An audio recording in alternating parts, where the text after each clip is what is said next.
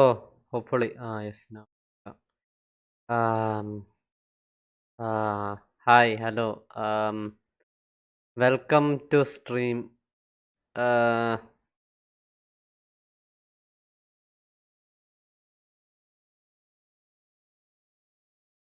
Hopefully. Welcome to stream, I guess. Entitle വേറൊന്നുമല്ല ഞാൻ grand blue ഇപ്പോൾ ഓൾമോസ്റ്റ് മാങ്കയായി കാച്ചപ്പ് ചെയ്യാറായി. I know the manga didn't end, but I can feel like final act resolutions happening already. Like അതിന്റെ setup ഒക്കെ എല്ലാം ചെയ്തിട്ടുണ്ട്. But I don't think it will be rushed. But I know it's near. The only thing that's actually stopping is the mangaka's health. The reason why the manga is on hiatus currently. But yeah, ഇത് Grand Blue specific അല്ല. But like എല്ലാം comedy anime like തുടക്കമൊക്കെ like ചിരിച്ച് mid like centre second act ഒക്കെ ആകുമ്പം സെറ്റായിരിക്കും. പക്ഷെ final act വരുമ്പോൾ എന്താണെന്ന് എനിക്കറിയത്തില്ല. May be because I am overly emotional. Like I get to attach to these. Like I read the manga and I don't ഞാനിത് ആനിമേ കാണുമ്പം anime which eventually will happen. Please, I hope, I pray to Lord almighty, whatever. I don't know. I picked up that just so that this could be true. But yeah, as I was saying, എനിക്കറിയത്തില്ല. എനിക്കറിയത്തില്ല. Like എല്ലാം comedy anime ഇങ്ങനെ തന്നെ. Like തുടക്കമൊക്കെ ഭയങ്കര രസമായിരിക്കും, അവസാനമൊക്കെ ആകുമ്പോൾ ഗിൻതാമ final cinema കണ്ടപ്പം ഞാൻ literally ബ്രോക്കായി. It was like a void. എനിക്കറിയത്തില്ല. I know Ginpachi Sensei is coming, and I know that it's a spin-off, so I don't need to, pain, death, pretty much say like, to be excited. I mean, yeah, I'm going to have fun watching Ginpachi Sensei, but I do know that even if I know it's a spin-off, it's an anniversary special or thing, it will still break me once that is also over.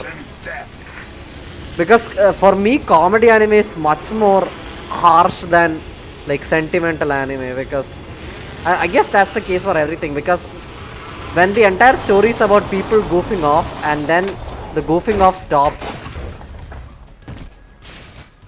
that's when you know like the story or whatever is happening is effective. A target has landed in my proximity. I'm under fire. I shot at an enemy's shield. Where? I've added a variable. That is set. Data suit.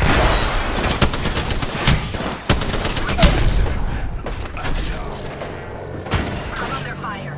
Grenade. I'm down. The enemy is moving in. Grenade.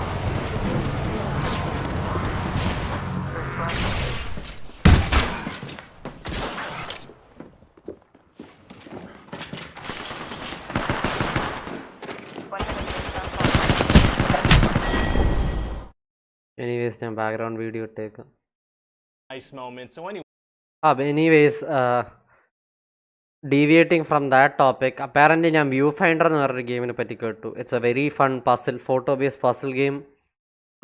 Please check it out if you are interested. It's A very fun game. ഞാൻ കണ്ടത് എനിക്ക് ഭയങ്കര ഇഷ്ടപ്പെട്ടു. I don't really play much puzzle games because എൻ്റെ തലവേദന എടുക്കും. But yeah.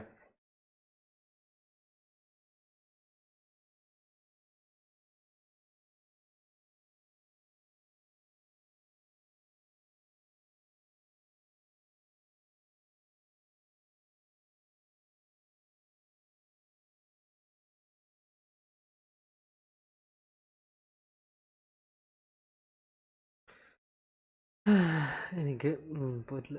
Anyway, they're all gonna go on another heist together. Very exciting. And the coaxium's about to explode, so they have to take a shortcut on the Kessel Run. Oh, we're gonna show the Kessel Run that Han was talking about in A New Hope. Yeah, instead of leaving it to the imagination, we're gonna show people exactly what happened and kind of take the mystery out of it. So how did it go down? Well, they run into a giant tentacle monster thing. giant testicle എടുത്തിട്ട് monsters വരാം. are tight. നോക്കാം. No, I said വൃത്തിയായിട്ട്. tentacle. Oh, and there's gonna be a black hole thing, and they're gonna have to escape the black hole thing and the monster. It's gonna be nuts. The monster lives next to a black hole? Yeah, I guess it does. I guess my questions are, why does it live there, and what does it eat if nobody passes through there? Those are good questions. Thank you. So anyway, the characters are gonna... Oh, you're not gonna answer the questions. No, I'm not. So anyway, the characters are gonna go bring the coaxium to Voss. Okay. But then everyone's gonna betray each other, and Beckett's gonna shoot Voss's guards and run away with the coaxium. Why wouldn't he shoot Voss too? Because I want Voss to stay alive for a final fight. Right, but it doesn't make sense for Beckett to shoot the guards and not him. Yeah, but I want Voss to stay alive for a final fight. Well, okay then. So then there's a final fight and Voss dies. Right. And then we're gonna find out that Kira is evil because she has a Skype call with Darth Maul. Wait, what? Yeah, he goes by Maul now. I'm confused. So this takes place before Phantom Menace? No, he didn't actually die in Phantom Menace. Are fans gonna get that? Real fans will. We covered it in some animated stuff. But what about everyone else? They'll figure it out. He has robot legs that you could kind of make out. All right, well, cameos are fun, I guess. And then Maul's gonna ignite his dual lightsaber. Why would he do that? Well, the audience really liked that about him, so we're gonna show it. Right, but he's like Skyping with Kira, right? Yeah. And he just lights up his lightsaber to show her, I guess. Huh, so what do you think? Well, I mean, it's definitely a risk to make a movie about such a well-loved character. Well, if we're not taking risks, we're not doing anything worthwhile. Well, I gotta agree with you on that one. So you have a Star Wars script for me? Yes, sir, I do. This is going to be called Rogue One. Oh, Rouge One, I like it. No, Rogue One. Right, Rouge One. R-O-G-U-E, Rogue. We do not understand. That's what I said. And I Whatever, fear let's hope this nothing. doesn't become a problem in comment sections online. Yeah, I hope so. Today's not gonna be easy. Text scroll of New Hope, there's mention of some rebels that managed to steal some plans for the Death Star. You and me, friend. So what I'd like to do is... ഓ ആരാ കോസ്റ്റിക് എടുത്തല്ലേ okay Movie. You want to make a movie about a line from a text scroll? Yeah, everyone's been wondering, how did the rebels get their hands on the plans? Have they though? Well, all right. So how does it all go down? Well, let's start with this evil dude, Krennic, who wants to force his daughter Galen Urso to come work on the Death Star. Galen's got to hide his wife Lyra and his daughter Jin, so they have to rush. Get into ready, hiding. the jump I'm master. coming for you, friend. I won't let you down. Plans like Except stupid by falling. way. How come? So that the good guys can Here get we into go. position. It's a long Fair drop. enough. Well, Fun. at least Jin's mom is going to be with her. No, she's going to die. Oh, she is. Yeah, instead of taking care of her daughter, she's going to go back and try to shoot a bunch of guys with a pistol. Why would she do that? Because she's a mom in a Star Wars movie, so she can't be alive for long. From the sky. Oh, bad guy. Really?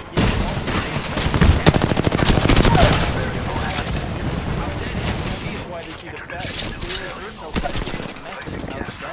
Making contact. I have been down. Gullet? Yeah, it's like this tentacle monster that can teleport. Contact with hostile. Side effect. Hostile right here. Oh, so it's gonna be hard. It's not safe for friends to repair me. Actually, super easy. Barely an inconvenience. He doesn't lose his mind. Yeah, someone's gonna remind him that he's a pilot in the next scene, and we're never gonna talk about it again. Seems like a weird thing to recruit if it's not gonna have any effect on anything. Yeah, super weird. So anyway, Jim was raised by the rebels sent her and Cassidy. How does that go? Well, on the radio, you guys cheer up and say, what's the role of the movie? They figure about the switch later. No, flipping switches I'm is here. tight. And so then she gets a message from her dad. He says he's about to fall into the Death Star.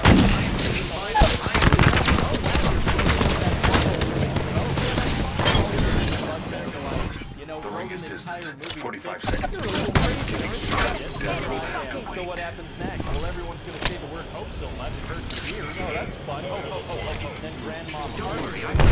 Grandma Target is gonna fire herself by one. You know, he passed away in 1994, right? I guess. Is that a little unethical, though? That's probably fine. That's probably fine. So anyway, the bad guys are gonna fire the Death Star at the planet Jeddah where all the characters are. Oh, so all the characters are gonna die? No, they're using like a less intense setting on the weapon, so everyone everyone has time to talk and fly away. Oh, well, that's nice of them. Yeah, it is. So everyone flies away. Everyone except Saw, he stays behind. Why would he stay behind? He says he's tired of running. Seriously? That's what we're going with. Seems like a weird, unnatural thing to do. Yeah, well, I had to kill him off because he kind of served his purpose, and having him around would cause problems. Oh, plot convenience, I get it. Right, because later I want the rebels to not believe Jin when she tells them about the message. Doesn't she bring it with her? No, she forgot it because plot convenience. Gotcha. So anyway, they're gonna track down Jin's dad, and he's gonna repeat that her nickname is Stardust, because that's gonna be important later. Okay. And then he's gonna die in an explosion. Wait, another character is gonna die in an explosion? Literally every character except a wisecracking robot's gonna die in an explosion. You didn't feel like mixing that up a bit? I did not. Fair enough. Also, they're all gonna explode immediately after serving their one purpose in the movie, usually flipping a switch or something. That's pretty harsh. Yeah, I mean, if someone's no longer useful to me, why would I keep them alive, right? You're talking about script writing, right? Not real life? Wouldn't you like to know? Security. Security. Death finds a way. Security. Anyway, then we're gonna have a scene where Krennic goes to see Darth Vader when he's taking a bath and then gets choked by him. Oh, so Remember, that's like the a fight sex ain't over scene? until Oh, we God, win no. it. It's like a badass thing. Oh, okay, because the way you described it. Yeah, no, my bad. That's okay. And then later, Jin's gonna give a big motivational speech to This the is rebels your about the champion. plans, and they're gonna be like, oh, bummer. But then her and some people are gonna take off the ship anyway. Oh, very rebellious rebels. Yeah, and they're gonna be asked what the name of that ship is. I And they're alone gonna be decide like, our Rogue fate. One. Hey, Rouge One, that's the name of the What are you movie. doing, That's mate? right, We're not that's here to right. shag I love when that spiders. happens. It is fun. So then they're gonna go to this. I feel most alive when rapidly approaching my death. They're gonna have to turn some important knobs and flip some important switches. Very exciting. And then die in explosions. You're really doing that explosion thing, huh? Well, all right then. And the rebels are gonna find out. Weren't they against it? Yeah, but now that it's actually happening, they're gonna do a convenient 180 on the subject. That's convenient. And then Jin's gonna send the plans off into space with a big satellite. And then I'm guessing she dies in an explosion? Yeah, super big explosion. Wow. And then Darth Vader's gonna have such a badass scene, it's gonna make it sound like a movie in the original trilogy. Oh, really? And then Leia's gonna get the plans and say the word hope one last That's time. fun, though. Like a young princess. You can make her really CGI, right? Stop making me Anyway, what do you think? Well, I think fans will love it, you know? I think it's gonna do great. Awesome. Although, to be fair, we can slap the name Star Wars on anything, and it's guaranteed to be a hit. That is true. Round one. Beginning ring countdown to So, death. movie for me. Yes, sir, I do. It's really called Star Wars, and it's set in space. Oh, that is where stars are. This is off to a great start. The next It's part of ring. a rebellion that's Inspect been your supported map. by some evil 1 minute. soldier Rings dudes called nearby. stormtroopers and the big bad guy, Darth Vader. Darth Vader, huh? What's his deal? Well, he's super strong with this thing called the Force. It's like this thing he can choke people with. Oh, yeah. So it's like a rope? No, it's like an energy type thing. He can sense things with his mind. He can move things with his mind. Okay. So he's like a space wizard. He's like a space wizard with very badass. I guess that's intimidating. Yeah, so he and the stormtroopers capture a bunch of rebels and this 30 princess seconds. Leia. Oh, We are Princess close. Leia, huh? Tell me about her. Oh, she's badass and beautiful as can be, you know? Skin like porcelain, hair like a continental breakfast. What? And in a later movie, we're actually gonna find out that she's Darth Vader's daughter. And with all his super powerful force abilities, he's not able to tell that his daughter's standing in front of him? Apparently not. Well, okay then. Anyway, before she was captured, Leia managed to put some plans to this big Death Star space station into a droid, R2-D2. Okay. And so R2-D2 and this other whiny droid, C-3PO, take out R99 here. pod. Oh, so did the stormtroopers put the pod down? No, they're like, oh, there I can weren't use any that. life signals on that thing, so it must have just malfunctioned. Do they not know that droids are a thing? They do, they just have to be extremely dumb in this moment. How come? So the movie can happen. Oh, okay. So then these droids land on this planet Tatooine. What's going on that planet? Well, there's a whole lot of desert, and I'm hoping that in about 30 years or so, when computers start getting good, we can add in a bunch of random aliens walking around. What? Why? I don't know. Fair enough. Anyway, so the droids end up getting picked up and sold. Who do they get sold to? The uncle of Luke Skywalker, who's the main character. Oh, the hero of the story. Yeah, and his uncle tells him to Firm, clean hit up on the cargo droids, pod. and he's like, but I was gonna go to Engineer. Tashi Station to pick up some power converters. Barrel stabilizer Oh, here. whiny Level heroes 3. are tight. I like this guy already. Yeah, and so he ends up seeing this hologram message that Princess Leia left on R2-D2, and he's like, that's a I will very take that. attractive hologram. Kind of a weird reaction to a cry for help. A little bit, yeah. Anyway, on the recording, she's like, help me, Obi-Wan Kenobi, you're my only hope. Okay. And so Luke is like, I wonder if the old Ben Kenobi My ultimate is around ready. here. If that Let is the what he means, this experiment guy's begin. horrible at picking fake names. Yeah, not super creative. So anyway, then Luke is gonna get attacked by Got some me in the Sith shield people, here. and Obi-Wan Level is 2. gonna save him because he's a Jedi Knight. And he's super good with the Force. Oh, that worked out. It did. But then we find out that the place where the droids were sold got all shot up, and Obi-Wan is like, oh, only Imperial stormtroopers are so precise. Oh, pretty scary. Yeah, and then Luke finds his aunt and uncle murdered. Oh my god, he must be check out that devastated. area. No, he's alright. Oh, okay. So he goes to Obi-Wan like, I want you to train me as a Jedi because I don't have anything anymore. Wow, yeah, got over those deaths real fast. Yeah, so then they go to this cantina where there's all these weird types because they need to find a pilot. What kind of weird types are we talking? We're talking a guy with chin balls, a werewolf, Satan. Oh, that does sound like a bizarre mix. And then they're gonna meet with this guy, Han Solo. Oh, what's his deal? Well, he's really cool, and he doesn't believe in the Jedi, and he has this giant bear dog best friend named Chewbacca. Chewbacca? Yeah, he actually fought alongside a Jedi That's a ring master console named over Yoda, there. and he always goes, so Han Solo doesn't believe in the Jedi, even though his best friend and partner fought alongside one? That's right, but we're only gonna find out about that Yoda thing like 30 years from now. Okay, you're gonna have to stop mentioning things that'll happen 30 years from now. That doesn't make any sense, and you don't try. So what else happens? Well, then Han gets held back briefly by this guy Greedo, because it turns out he owes money to this guy. There's a new Jabba the kill Hutt. leader. Okay. And then they That's shoot at another each other, and insect, if Greedo you gets ask hit. me. Oh, okay, so which one of them shot first? I don't think it matters. Oh, okay. So anyway, then stormtroopers end up shooting at them as they leave on Han's ship. Oh, so which one of them gets hit by these sharpshooters? Nobody. Stormtroopers have just the worst aim. But you have Obi-Wan saying that they're super precise. Oh, whoops. Whoopsie. Anyway, so meanwhile on the Death Star, the bad guys are gonna blow up Princess Leia's home planet. Oh my god, she must be devastated. Oh, she is, for about 10 seconds. Oh wow, these people don't have much emotion. So eventually Han's ship gets picked up by the Death Star. Oh man, it's gonna be hard for them to get out of that situation. spotted. Actually, it's gonna be super easy. Barely an inconvenience. Oh, really? Yeah, they just hide under the floors on Heads the ship. up, dropping the pain. Adding another Stormtroopers gas don't use trap. their technology that detects life forms. No, I guess they forgot they had Hostile that. spotted. Wow. And so then Han and Luke take out the Gas trap stormtroopers. deployed. It's just the perfect size for them. Oh, very lucky. And then they go rescue Princess Leia. What happens to all the other rebels that were captured at the same time as her? I don't know. Fair enough. And then they end up in a shootout in a hallway with some stormtroopers. And do they have good Target aim over or there. bad aim now? Oh, bad Firing. aim from now on, for sure. Okay, just checking. And then Princess Leia shoots a hole in the wall there. Oh, wow, wow. Yeah, so, you know, that's stormtroopers. Can't the stormtroopers just, you know, walk up to the hole and shoot them? Throwing Yeah, that but they're not shot. going to. How come? Because it works. And meanwhile, Obi-Wan Darth Vader.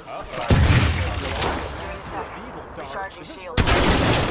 Oh, and then they duel with these lightsaber swords they have. Oh, what's that gonna be like? It's gonna be like two old guys who just woke up from a nap, started fighting with their canes. Give my shields a I guess that'll be recharge. fun to watch. And Obi-Wan's gonna be like, strike me down.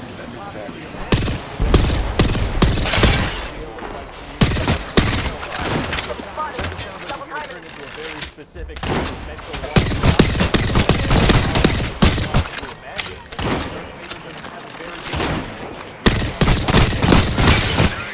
Obi-Wan fighting, and he sacrifices himself so they don't try to rescue him. Oh, wow, Eyes wow, up. wow. Flash. Yeah, Luke is super Eyes up. sad. He's Incoming sadder about the replicator. death of an old guy he barely knew than he was about the people that raised him. That's right, but Got he's some only extra sad for like a supplies minute. here. Oh, these people You're suck welcome. at grieving. So Place- the Death Star plan, it Firing. turns out there's a fix that the ship blows up. Okay. And then the mental walkie-talkie power to tell Luke to blow up the Death Star. Fantastic. And then Han and Luke both get medals. What about Chewbacca? No. Oh, very harsh. And so, yeah, that's about it. It sounds very cool. I guess my one question is, why would the Death Star have such a Got a big live bulge one out built there. into it? Oh, yeah, I guess that is kind of a weird plot hole. I guess I could find an explanation, but I feel like it would take like 2 hours. Okay. I mean, I guess it would be pretty cool to explain it, though. Maybe like 40 years from now. I thought I asked you to stop doing that. I said 40 this time. Oh, yeah, that's a good point. Let's do it. The ring retracts in 1 minute. Independent variable added. So, you have a Star Wars movie for me? Yes, sir, I do. So, you might have heard that Mark Hamill had a car accident. Target spotted. So we're gonna the fact that his face is different. Oh, way ahead of you. We're gonna start the movie on this ice The planet. ring is called distant. Hoth. 45 seconds before It's closure. gonna, you know, Dark Star freaking delivered. that'll do it. Yeah, so Luke Dark wakes Star up in this delivered. cave, and this is Subject shield. how did he manage that? I don't know. It happens on screen, so you have to accept it. Oh, I do. Okay, good to know. Anyway, so Reloading. Luke sees that his lightsaber is immediately no. Oh, very lucky.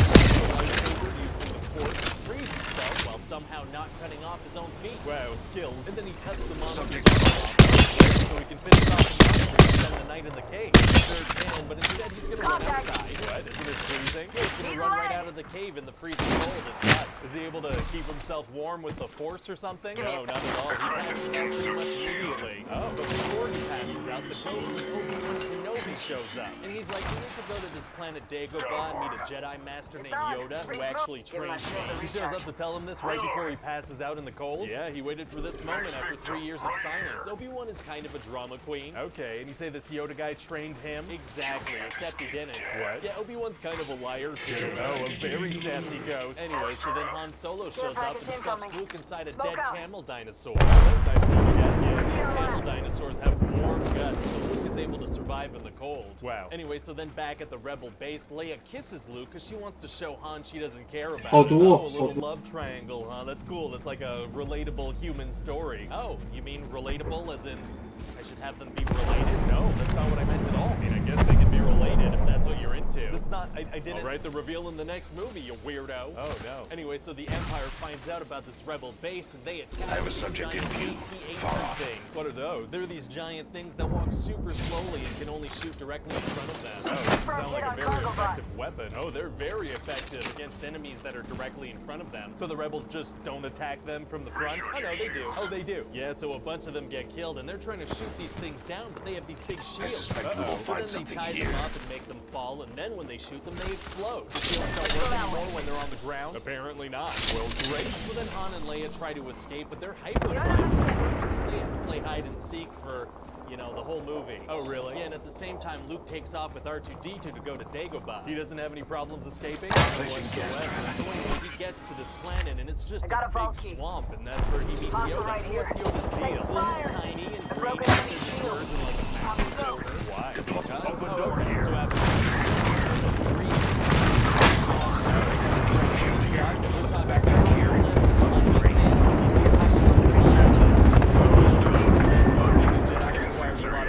it sure does. So anyway, after a couple of days of doing flips in a swamp with a puppet, Luke and the fish and his friends are in trouble. He's like, I gotta go. Okay. And Yoda's like, no, you better not go. Obi-Wan should Flippy. Oh, so what does Luke do? That entire squad. That's what I do all the time with a disappointing ghost. I can look in my office. Banner. What are you talking about? Up in the chimney. Rings close. 45 seconds. Well, okay. Pressure Anyway, then is Han ready. and Leia go meet Lando Calrissian, who's an old friend of Han. Okay. He acts all friendly, but it turns out the Empire got there a couple of minutes before Han and Leia. So they get captured and Han Solo gets Ring aim frozen. far. Fire. Oh, no. Company people. But it quickly becomes clear that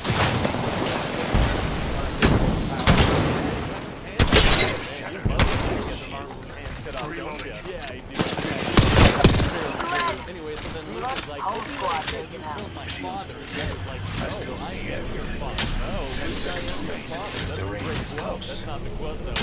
No, I am your father. Luke, I am your father. I love it. Okay, whatever. So anyway, then Luke is like, you know, no. Right, and by now he's out on this thing with nothing below it. Oh man, it's gonna be tough for him to Give get me a out of sec. that situation. Recharging shield. Actually, it's gonna be Gas super trap easy. deployed. Care package touching down. I mean, They are usually right. carry It's rare gonna be platforms. that. Oh, really? Yeah, he just lets himself fall and he happens to land in a fun slide thing. Oh, they call him Lando, am I right? That's not funny. Okay. Anyway, so then Luke is hanging from a thing in the sky, Spotted okay? And one, he uses distant. his brain force I walkie-talkie to retract ask that. Leia for help. Oh, wow, that's a whole lot of convenience. It's a whole lot of force usage. Sounds like the same thing from a writing perspective. Yeah, it's the same thing. Well, man, so yeah, that's it. What do you mean that's it? That's it. It's over. But Han is still frozen and carbonized. Darth Vader is still out. Does it not have an ending? No, not really. People are just gonna have to see episode 6 in a couple of years. Episode 6? What are you talking about? This is the second movie. Not the first trilogy. Technically the second trilogy. Because after this, we do a trilogy taking place before this, and after that, we can do a trilogy taking place after this. I'm very confused. Trilogy. I mean, okay, yeah. I mean, we need to make a bunch of these movies right now in the 80s. Give my before shield people a recharge. lose interest in the Star Wars fan. Yeah, it's true. I guess people won't really be into this franchise beyond this decade.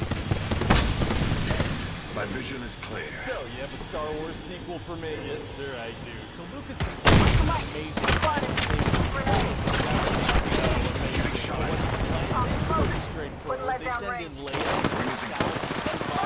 Okay. Then Luke sends a hologram of himself Give me a via sec. C-3PO Recharge. and R2-D2 and gets also, 45 seconds. Pressure. Monster Give it up the chimney. Then he has Leia unfreeze Han and everybody gets caught, so they all get brought out for execution for R2. Deploying a variable robot. It feels like this plan could and should 3-0, go freeze wrong in a close. 1,000 different ways. Yeah, well, it doesn't. It goes exactly to plan. How did he know that was all gonna work? Like, what if they just took R2 apart right away for scraps? The Force? I don't think you could just use the Force. The fact that Luke's plan isn't play is gonna be in a gold bikini Reloading. along the way. Plan's probably fine as is. Great. So what else happens? Oh, well, Boba Fett is back. Oh, people love that guy for some reason. So what's he gonna do? Bounce off a wall go like a that way. cartoon character and die immediately. Oh, God. Yeah, so that's all done. Give my shield So a when recharge. Luke goes to dig, Deployed. Dying outside the ring would they're be making himself some food. When Luke pointless. shows up, he's like, oh, you know what? I think I'm gonna die, actually. Oh, he's just gonna die when Luke shows up? Yeah, but before he dies, he's like, Luke, to finish your training and become a full Jedi, you have to go confront Darth Vader. But wait, in the last movie, he was like, you Investigating for can't loot go over confront there. Vader until you finish your training. Oh, whoops. Whoopsie. Yeah, so total opposite. Introducing a new variable. Placing gas trap. And he's like, hey, you told me my dad was dead, but then I found out that Darth Vader's my father, so what's up? Oh, calling him out on his lies. Yeah, but then Obi-Wan's like, well, from a certain point of view, I wasn't lying. Oh, man, such a sassy reposition here. ghost. Leia is his sister. After that kiss they shared is Shields are real. recharging. This place Sure here. is. So Luke tells her that they're related, and she talks about how she remembers how beautiful she was. Oh, so Leia grew up. No, their mom died in childbirth for being too sad. What? Yeah, pretty dramatic way to go. Right? So how does she remember for like a I don't know. Oh, impossible. Anyway, so the big threat in this movie is that the Empire is bringing up Shield down here. Toss the mic. Wow, so it's going to be tough to find a way to destroy this one. Actually, it's going to be super easy, barely an inconvenience. Understood. Oh, There's really? another Yeah, care so they don't package have to over blow it there. anymore. The whole thing explodes. They're very bad at making these things. Yeah, they are. Wow. Pop in the The good chimney. guys find out. How did they find out about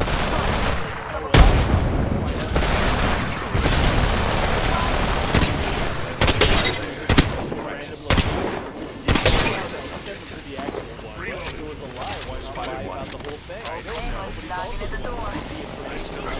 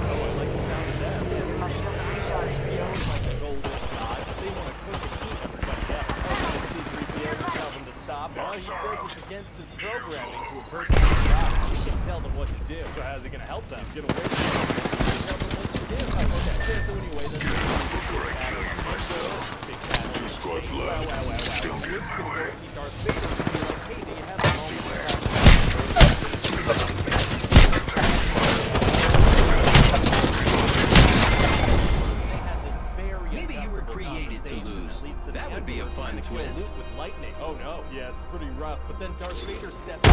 Enemy here. Up close and in my freaking face. Ah, he became a good guy. He did. And so then Darth Vader is dying, and we get to see him without his helmet. Oh wow, what does he look like? I'm gonna say mashed potatoes. Oh, not what I was expecting, but okay. Anyway, so then Luke escapes off the new Death Star just before it explodes, and the rebels win. Wow, very cool. Yeah, so they're gonna have this big party with the merchandising opportunities, and then Luke's gonna see the Force ghosts of Yoda and Obi-Wan and of Anakin Skywalker. He sees Darth Vader's Force ghost? He does. It's gonna be a very sweet moment. But doesn't that mean that technically Palpatine is also still out there as a Force ghost? No. I feel like it does though. He's come back, isn't he?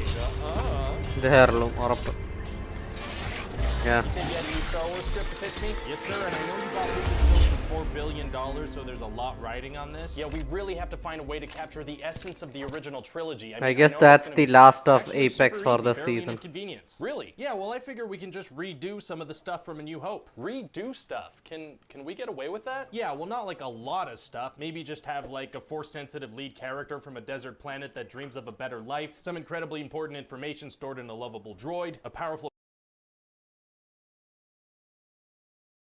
movie. Well, the first image is going to be this amazing African sunrise accompanied by some beautiful African music. Oh, that sounds so peaceful. How does the music go? Oh, it's going to go a little something like, yeah, exactly. You know it? No, I don't. And that sounded really aggressive. I couldn't even understand what you were saying. I was saying Janssen Ganyama Bagiti Baba. Oh, okay. It did sound a lot cooler when you just yelled it. Yeah, I thought so. So what happens after the sunrise? Well, all these African animals are going to gather around to honor this new baby lion Simba, who's gonna be king someday. Seems a little weird that they'd all gather to honor a predator that's probably gonna kill them. No, see, it all has to do with the circle of life, so they're cool with it. What's the circle of life? Oh, it's this really cool thing that Simba's dad Mufasa is gonna explain to him. Okay. See, the lions might violently murder and eat all the animals, but when the lions die, they turn to grass and the animals eat them. One of those groups is clearly getting a better deal out of that. It's all perfectly fair. So the lions are in charge because they can kill anyone they want? Right. I'm pretty sure that's called a reign of terror. Yeah, that sounds about right. So what other characters are in the movie? Well, there's Simba's uncle Scar, who thinks he should be king when Mufasa dies. Why do they call him Scar? Because he's got a scar on his face. Oh, that's a little on the nose. No, it's a big one on his eye. Never mind. We're also gonna have Simba grow up with this lioness named Nala, and eventually they're gonna fall in love. But don't prides of lions only have like 1 or 2 males? Yeah, what does that have to do with anything? Well, that means that Nala's father is either Mufasa or Scar. Right, yeah. So Simba and Nala are either half siblings or cousins. Exactly. Oh, you're being weirdly okay with cat incest. Yeah. Remind me to never hang out with you, okay? I'll do that. So what else happens in the movie? Well, Simba's gonna have this whole big song and dance number about how he can't wait to be king. Wow, that's super mean. What do you mean? I mean, you could secretly wish for your father to die, but singing a whole song about it is kind of messed up. I guess it is a little messed up now that you mention it. Simba's a jerk. Anyway, so later Scar and his hyenas are gonna trap Mufasa and Simba in a wildebeest stampede. Oh, so Mufasa tells them to calm down or something? What? No, they can't speak English, you silly producer. Oh, they can't? Yeah, only the animals I decide speak English. Right, that makes sense. So then Scar is gonna kill Mufasa and go to Simba like, this is all your fault, you better run away and never come back. Very harsh. Yeah, so Simba's gonna start to leave and Scar's gonna tell his hyenas to go kill him. Wait, what? Well, Scar wants to make sure that he gets the throne. Right, but what was the point of that whole run away and never return thing if he was just gonna kill him? Why not just kill him right away? I don't know. Fair enough. So then Simba's gonna manage to escape and he's gonna get raised by a meerkat named Timon and a warthog named Pumbaa. Oh, and what does he do with them? He walks across a log until he's all grown up. Wow. And yeah, since Simba is grown up now, you're gonna have to find another voice actor for these parts. Oh yeah, I think I'm gonna try to get Matthew Broderick. He's great. Well, you kinda need an actor that also has an amazing singing voice, you know? No, I don't. Oh, really? Yeah, I'll just get somebody else to perform the singing parts. Like who? Well, I could for sure get Joseph Williams, the lead singer from Toto. Yeah, that dude is obsessed with Africa. That's a good point, so this is a perfect fit for him. So what happens next? Well, one day Nala is gonna show up and be like, holy crap, Simba, we all thought you were dead. Wow, it must be great to see his sister again. Yeah, and she's gonna be like, bro, you need to come back. Start to go with a bunch of hyenas, and now there's no food or water or rain. Wow, I can't believe Scar messed up the weather like that. Yeah, and then Simba and Nala are gonna roll around, and she's gonna give him this look like, oh boy, you and I are gonna get it on, brother. Feels like it's gonna be difficult to convey that expression on a cartoon animal, though. Actually, super easy. Barely an inconvenience. Oh, really? Yeah, just get me in a room with your weirdest animator, and I'll tell him exactly how it should look. Oh, I can't wait for you to be out of my office, you weirdo. Anyway, so then Simba's gonna talk to a cloud and go home to confront Scar. How does that go? Well, Scar tells everybody that Simba killed Mufasa and he's a murderer. Oh, so Simba explains what really happened. No, he's gonna be like, I'm not a murderer, and that's about it. Wow. Yeah, and so then they're gonna fight, and Scar's gonna end up getting eaten by his hundreds of hyena buddies. Incredible. And so yeah, then Simba becomes king again, and it immediately starts to rain, and all the plants and stuff grow back. I never realized that a lion monarchy could have such an impact on the weather and environment. Yeah, it's a little known fact. Very cool. And what happens with the hyenas? Well, we never see them again, so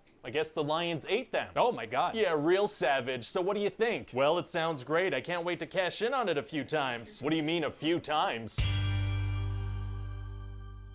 So, you have a movie for me? Yes, sir, I do. It's gonna be called Aladdin. Oh, Aladdin what? Like the city or something? Just Aladdin, that's the guy's name. Oh, I thought this was like a Scottish thing. Never mind. Okay, so anyway, we're gonna do this shopkeeper for the torments you laid upon me. Magic lamp. Okay, and we'll come back to him at the end. No, we'll never see him again. Oh, just fully abandoning your framing device. Yeah, completely. Wow. And we're gonna have this cool song about Arabian Nights. Yeah, that'll be nice. Yeah, it's gonna be like where they cut off your ear if they don't like your face. It's barbaric, but hey, it's home. Oh, I think that might be racist. Oh, whoops. Whoopsie. Should I change it or? No, let's keep it like that, and if people get mad, we'll change it for the home release. Well, now that you bring it up, I feel like people are probably gonna get mad. Well, let's just keep it. Well, okay then. So what else happens in the movie? Well, we're gonna meet this Princess Jasmine, and the law says she has to marry a prince before her next birthday. Or what? Vague consequences. Oh, that sounds bad. Yeah, it might be. How old is Jasmine anyway? She's like 50. Oh, this whole thing's gonna be a little creepy then, isn't it? Yeah, if you stop to think about any of it, for sure. Wow, let's hope people don't do that. Fingers crossed. So anyway, she's gonna venture into the market and meet this poor guy, Aladdin. hello That's there. the name of the movie. It sure is. So they're instantly gonna fall in love, but he's gonna get captured by some guards. Oh no. And then this bad guy Jafar tricks him into going into a cave. Oh, tricking people into going into caves is tight. Yeah, and the whole thing about this cave is that only one can enter, and he has to be a diamond in the rough. Oh, very mysterious. Is the cave full of treasures? It is. So Aladdin enters with his monkey Abu. I thought only one could enter. Yeah, well, Abu is an animal, so I guess it doesn't count. Wow, too bad Jafar doesn't have an animal companion. Oh, he does actually. He has a super smart parrot named Iago. Oh, so why didn't he send Iago in? Because that works. Yeah, so anyway, inside this cave, they're not allowed to touch anything except this magic lamp. Oh, serious? Yeah, they touch a flying carpet. back. Oh my god, so what happened? Nothing, they become friends with it. So that no touching thing was nonsense.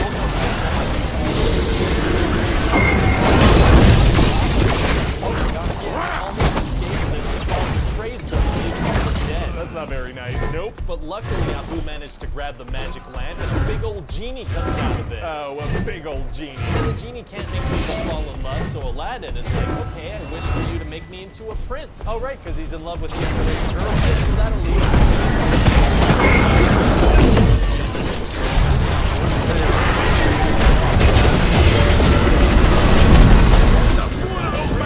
didn't make him into a prince. Apparently not, I guess. Or him being a prince would be in this group. Wow, Aladdin kind of got a crappy deal here. Yeah, but he definitely made it look like he was a prince. Like he had a big parade with a bunch of loyal subjects cheering for him.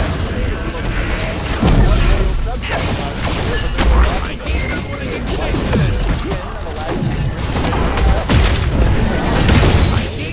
Anyway, now Jafar wants to marry Jasmine, so he becomes sultan.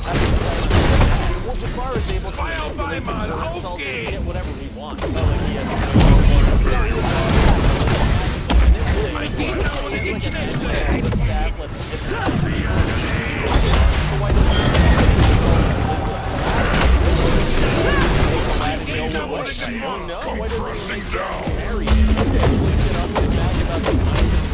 It's just weird to give the guy who wants stuff to make people give him stuff. Yeah, well, I'm a weird guy. What can I say? I don't know if that makes up for it. It does, actually.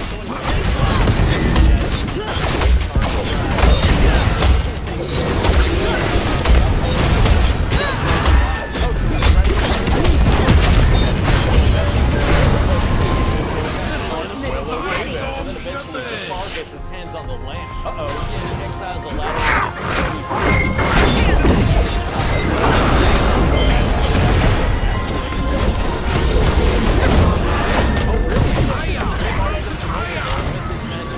Oh, that's very considerate of him. Retreat!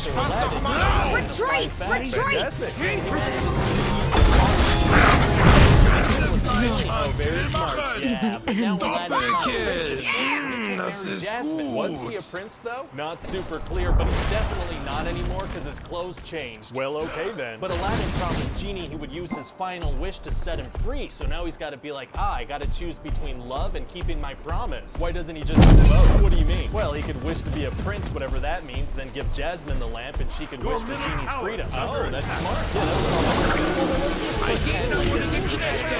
all. Oh, okay, I love pretending. Right, so that's about it. Well, sounds great. Oh, and we're gonna have to get somebody really good to play the genie. Oh, we are? Yeah, he has to be super charismatic. Maybe we can get Robin Williams. Oh, he's perfect. He keep that roll up. Oh, yeah, he'd just be irreplaceable. So invite him.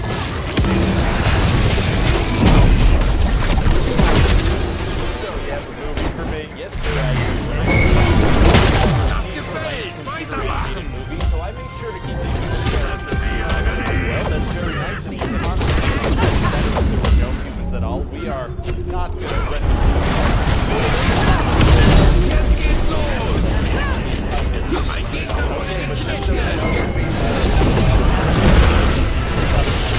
just haunting stuff. Understood. Yeah, so the whole thing should be that lives going on.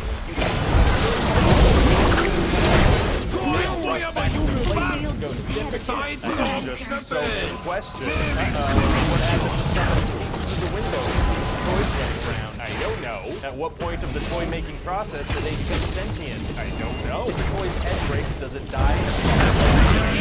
Is that an entirely new being? Oh, please stop asking me questions. I'm sorry, it's just you drop a bombshell like toys come alive when you leave the room, and I have a couple of questions. Yeah, well, the whole thing falls apart if you think about it a little bit, so, you know, please don't do that. Fair enough. So what happens in the movie? Well, there's this kid, Andy, and his favorite thing to play with is this little Woody. Ah. See, Woody is the name of a cowboy toy, and he's actually the main character of the movie. Oh, okay. And he's kind of the leader of Andy's toys, so they all look up to him. There's even a female toy, Bo Peep, who's like into him romantically. Toys can be romantically involved with each other. There's certainly going to suggest that, yeah. I don't know much about the internet just yet, but I feel like people are going to take that information and do some pretty weird stuff with it. Oh, I'm going to make sure to get my dial-up modem set up and check that out. Okay, you weirdo. So anyway, Andy's family is moving in like a week, so all the toys are getting ready for moving day. Okay. And then they realize that it's Andy's birthday party, so they all get scared that they're going to get replaced by a cool new toy. Oh, interesting. For the most part, Andy's safe because all of Andy's friends are horrible at giving gifts. What do you think? Will they get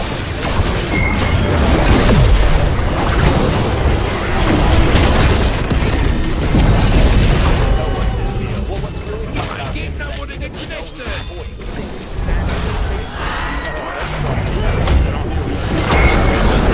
hilarious.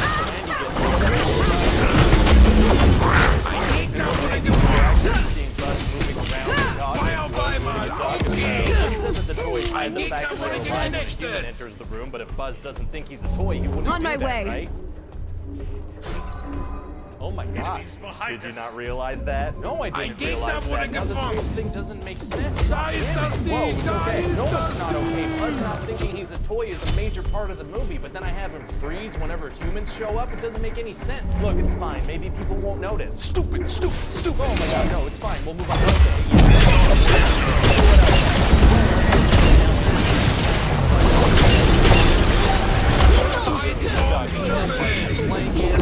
Yeah.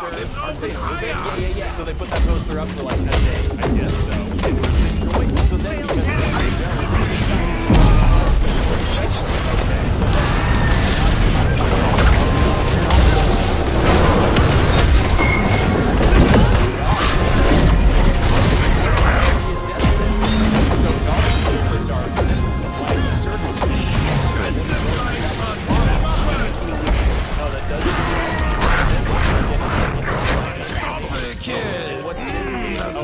super evil. He makes toys explode and he like crafts different parts of the toys. Pretty creative actually. Yeah, super evil. Just a kid using his imagination. Anyway, so at Sid's house, Buzz is gonna see the TV. Realize he's a toy.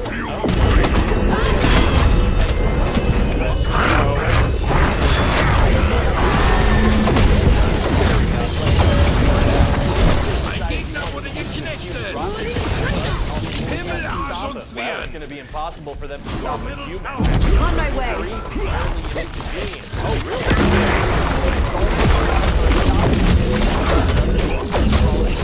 That is horrifying.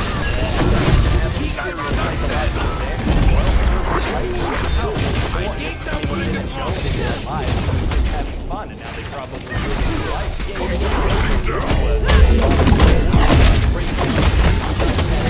they race down a public street where people see them. Most probably.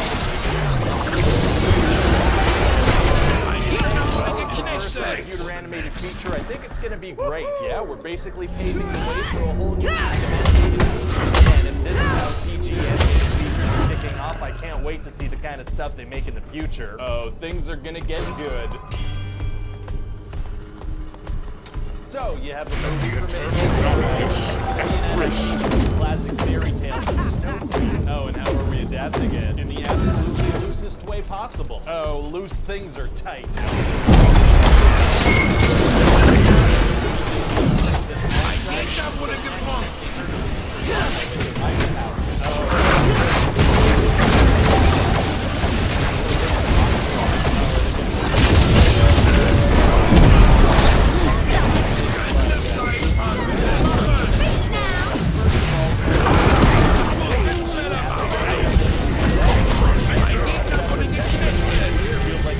Safer if she had a heads up about her. Mann, geh da doch nicht so rein! Mein Gegner wurde gebrochen! And the head troll also says that if somebody gets hit with a heart inside power,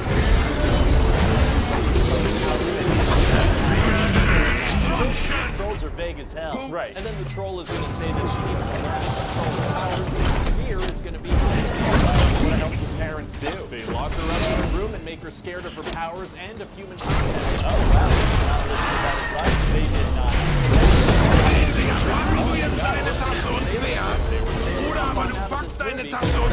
Well, okay then. So then Elsa and Anna spend 3 years inside the castle separated from each other and the outside world. Why can't Anna leave? Unclear. And who's running everything while they're locked up? I don't know. Fair enough. Elsa's coronation and a bunch of people are invited over and Anna instantly falls in love with this Prince Hans. Wow. But then Elsa accidentally reveals that she has ice powers and people freak out and call her a monster. Uh-oh. Yeah, and then she accidentally causes an eternal winter and runs away. Jeez, that coronation went horribly. It did. And so then she's gonna sing this amazing song about, moving on to the past or something. Oh, what's the song called? Oh, I don't know yet. Probably something like Moving On Up. Yeah, not a fan of that. Maybe something like Breaking Free. Maybe The Past Is Gone. Okay, let's just let it go for now and figure it out later. I said, let it go, right? Figure it out later.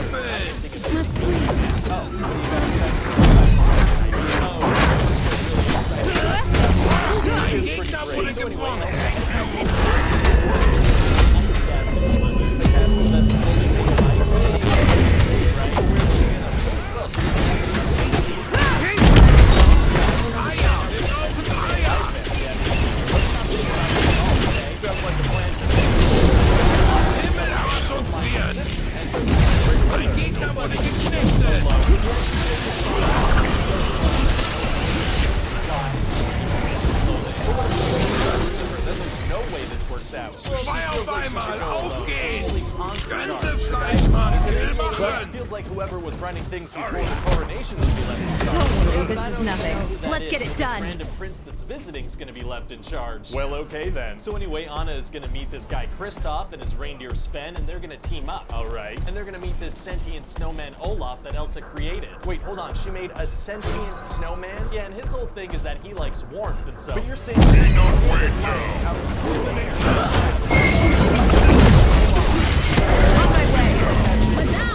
we're gonna focus on how funny Snowman is.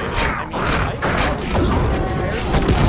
creating life out of nothing. Oh, Entweder packst du jetzt deine Tasche und fährst, because I did. oder aber du packst deine Tasche und gehst. Great, so Olaf is really silly and he has no idea that heat, the one thing he's obsessed with, is the one thing that would kill him. That's pretty dark, actually. No, we're gonna play it for a laugh. Oh, we are? Okay, then. Anyway, eventually Elsa's gonna have to start with something.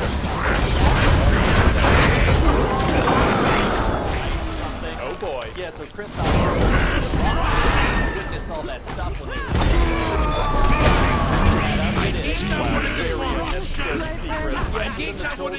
very forgettable song and then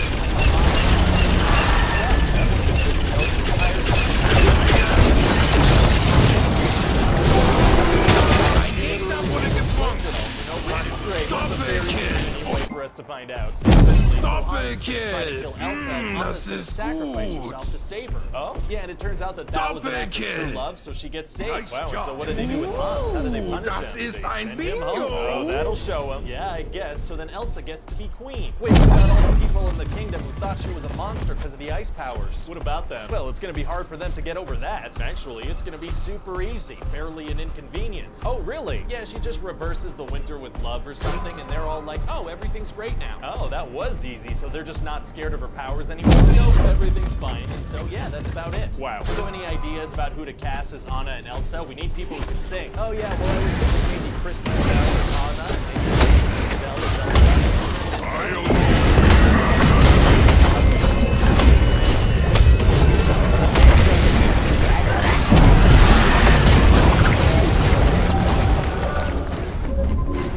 So, you have a movie for me? Yes, sir, I do. Yeah, so I got your email, and I have to ask, what kind of title is Frozen actor or something? Oh, actually, no, it's Frozen 2, but the 2 is in Roman.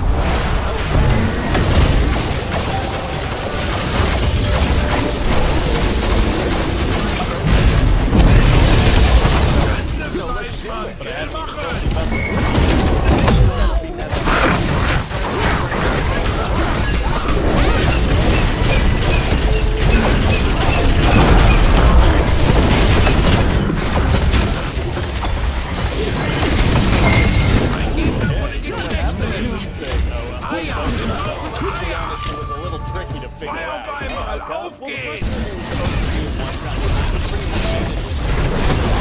Retreat! Right, but then money happened.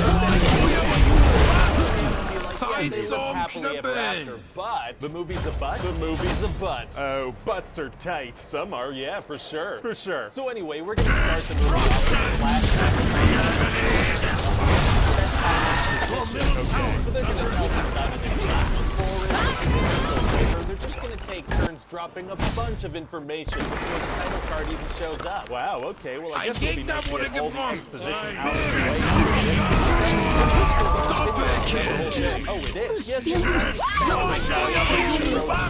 so that's explaining things to the audience for extended periods of time. Well, okay then. So anyway, then Elsa gets the, call to adventure, as they say in screenplay books. Okay, so what's the call to adventure in this movie? Literally a voice calling her to adventure. It's this mysterious singing voice. A mysterious singing voice? What does that sound like? Well, it kind of sounds like... Oh my god. You have the voice of an angel. Thank you. So anyway, that's gonna lead into this song called Into the Unknown. Oh, very cool. Yeah, Elsa's gonna sing about how she's not interested in following this voice, but then by the end of the song, she's gonna be like, yeah, no, okay, let's do this. Wow, wow, wow, wow. And then we're gonna have a new song every 3 or 4 minutes till the end of the movie. Oh, we are? Yeah, well, Let It Go was such a big hit in the first movie. A bunch of songs out there, maybe one of them will stick. Sounds like a good strategy. Gegner wurde geknipst.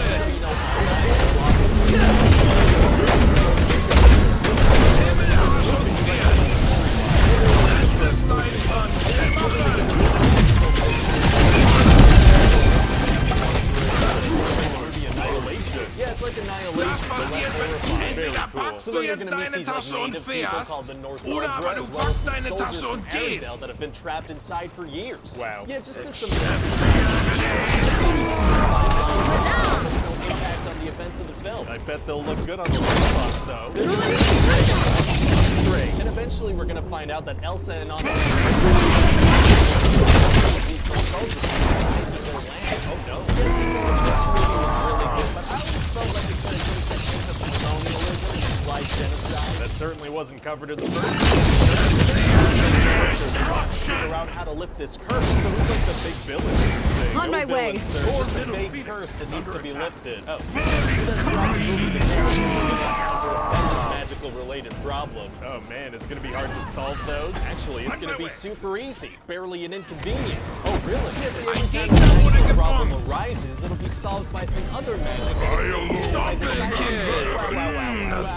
And so what is Olaf up to this whole time? The same thing he did in the first movie. Chiming in once in a while to try and sell merchandise to children. That's right. I love it. We're also gonna discuss available wherever toys are sold. Amazing. And what's Kristoff up to this whole time? Well, he's trying to propose to Anna, but he keeps phrasing it badly Enemy and messing ultimate it cancel up. ring. Okay. So, oh, that's it? Yeah, just that over and over and over again. Sounds repetitive. I didn't know what to do with him, so I gave him a storyline from a 90s sitcom and then sidelined him for the last 4 minutes.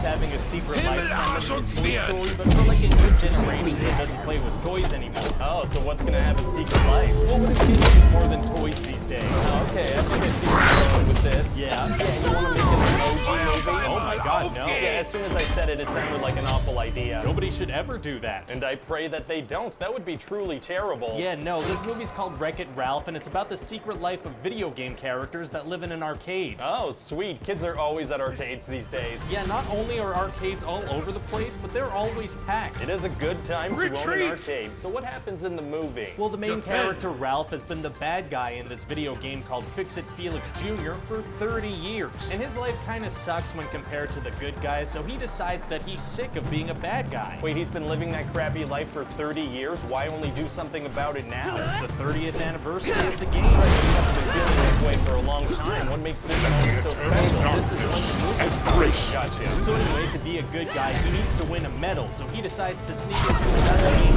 to use how are the games connected? Well, they're all plugged into the same surge protector, and if one of the machines gets unplugged, the characters in it die. Wait, so they've never once unplugged the game in 30 years? That's what we're going with. What if something that's not a video game gets plugged in? Like, what if the janitor plugs in his vacuum? Can they go in the vacuum? Oh, please don't think about the world building this much. Why not? Well, very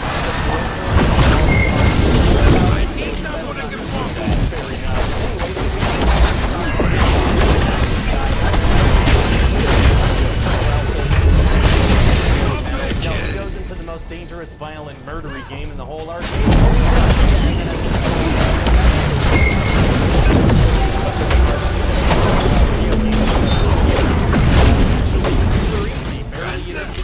Oh, really? Yeah, he just had Ralph and we start making candy from roughly switching your punch strategy is tight. Anyway, so Sugar Rush is this kind of racing game, and Ralph about to race because she's a glitch. Okay. And she steals Ralph's medal to sneak into the race, so if she doesn't win, he's not getting it back. Wow, this character sounds like a massive glitch. Yeah, it was a real glitch move on her part, but she's actually pretty interesting. Sugar Rush. What if this is run by this guy named Candy? Oh, we can make him be like the Mad Hatter now. What do you mean? Exactly like the Mad Hatter. Why would we do that then? Why wouldn't we do that? But why would we? Listen, I just really like Alice in Wonderland, so this is something that's going to happen today. But I don't understand. This is happening. Are you on board or not? Oh my god, I guess I'm on board. Great. Wow, that got scary. So what else happens in the movie? Well, at the end, we're going to find out that he's actually a bad guy named Turbo in disguise. And he snuck into the game when his game got unplugged. Then he completely recoded it to make Vanellope a glitch instead of the princess that she actually is. How does a video game character know how to recode an entire game? I don't know, but he also erases everyone's memories so they don't know that she's a princess. How does he know how to do that? Dude, I don't even know. Wow, this guy has such a convenient skill set. Anyway, so Vanellope ends up winning the race race, which completely fixes and resets the game. Why would winning a video game do that? Because that's what I wrote. Fair enough. So then Ralph goes back to his original job, but everyone's happy now. So what's the message here exactly? I don't know. I guess it's kind of you should just accept your position in life, no matter how crappy, and just do your job with a smile and keep your mouth shut. That is an important lesson for kids to learn. Yeah. So you said that Sonic the Hedgehog is going to be in this movie? Are there any other well-known characters? Yeah, I have a few, but to be honest, I tried to keep it to a minimum. How come? Well, it kind of just felt like a cheap gimmick to get people to come watch the movie. Oh yeah, that's not our style. We'd never do something like that. So, you have a Wreck-It Ralph sequel script for me? Yes, sir, I do. Oh, so what happens in Wreck-It Ralph 2? Well, actually, I thought we could call it Ralph Breaks the Internet. Feels like Ralph Wrecks the Internet would be more appropriate, you know, because of his name. Right, but breaking the internet is a popular thing that people say online. Oh, is that a thing? When did that become popular? Oh, please don't look it up. Okay, it says here that the term was popularized when Kim Kardashian did a naked photo shoot. I mean, yes, that is when the phrase really hit the mainstream. Doesn't feel super appropriate to name our movie that. Don't you think it's time to reclaim that phrase, though? Aren't you tired of naked butts dictating every single thing you do? I'm pretty sure you're the only one that's struggling with that, but okay. I'm just sick of naked butts controlling my life, you know? Anyway, so what's going on with the characters? Are Ralph and Vanellope still close? Oh yeah, they get together after work every day and spend their entire nights together. Oh. Not like that. Oh, yeah, no, they're friends and they hang out. Are Felix and Calhoun gonna be in it? People love those characters from the first movie. They sure are, sir. Amazing. Yeah, and they adopted 15 kids, so you can imagine the kind of hilarious hijinks they're gonna get into. I can imagine it, and you'll have to, because they're barely in the movie. Oh, so anyway, a player is gonna break the steering wheel on Vanellope's game, and so the owner of the arcade wants to sell the whole game for parts. Well, that's not good. Yeah, he says there's a replacement part on eBay for $200, but the game doesn't even make that in a year. So Ralph and Vanellope are gonna go to the internet? They're gonna go to the internet. Wow. Yeah, so then they get there, and it's like this whole big cityscape. Oh, that sounds super similar to what they did in the Emoji Movie. Right, it's gonna be pretty similar to that, but ours is gonna be like 1,000 times better. How can you be sure? Well, first of all, the Emoji Movie is the Emoji Movie. That's a good point. And also, they could only reference random stuff like Candy Crush and Just Dance, but we can reference Disney properties. Oh, that's a really good point. Right? And obviously, by reference, you mean advertise. Right, just making sure. So we're gonna have ads for Star Wars, the Marvel Cinematic Universe, Zootopia, Big Hero 6. That's incredible. And it's all gonna be easy to incorporate because we're gonna have Vanellope go to ohmydisney.com. It's like, oh my god, but Disney is God, as it should be. Yeah, and we're gonna have this amazing scene where she runs into all the Disney princesses. That sounds amazing. Yeah, when we put that in the trailer, it's gonna wreck the internet. It's really gonna be the highlight of the movie. But do you think it's a little sad that the highlight of this movie is a scene that's all about other movies?